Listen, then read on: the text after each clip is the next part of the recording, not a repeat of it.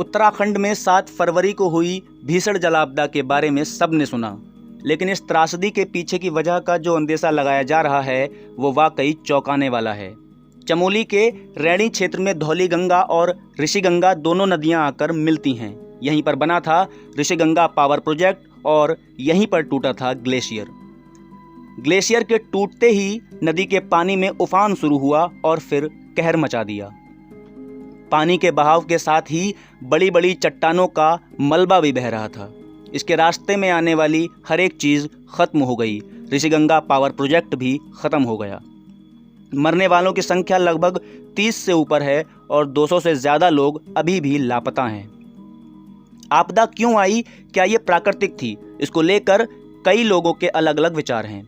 इस बीच 11 फरवरी को वरिष्ठ पत्रकार लक्ष्मी पंत का एक ट्वीट आया जिसमें उन्होंने लिखा, 1965 में चीन पर नज़र रखने के लिए अमेरिका और भारत ने नंदा देवी पर्वत पर एक न्यूक्लियर डिवाइस रखा था, लेकिन ये बर्फ में गुम हो गया और आज तक गायब है। इसमें प्लूटोनियम 238 और प्लूटोनियम 239 का इस्तेमाल किया गया था। 5 दिन पहले चमोली में जहां ग्लेशियर फटा वो यही इलाका है। उनके द्वारा किए गए इस ट्वीट के तार जुड़े हैं साल 1965 से, जब चीन पर नज़र रखने के लिए भारत की इंटेलिजेंस ब्यूरो IB और अमेरिका की सेंट्रल इंटेलिजेंस एजेंसी CIA ने एक साथ मिलकर उत्तराखंड के नंदा देवी पर्वत के कैंप पर एक न्यूक्लियर पावर वाला स्पाई डिवाइस रखा था। इस डिवाइस को इंस्टॉल करते वक्त वहां एक बर्फीला तूफान आया, जिसके बाद से ये डिवाइस वहीं बर्फ में गुम हो गया और आज तक नहीं मिला। इस डिवाइस में प्लूटोनियम 238 और प्लूटोनियम 239 इस्तेमाल किए गए थे, जो कि बेहद घातक हैं। चमोली के इसी क्षेत्र में आपदा आई है। संभव है कि इस आपदा के पीछे वो गुम हो गया डिवाइस ही हो।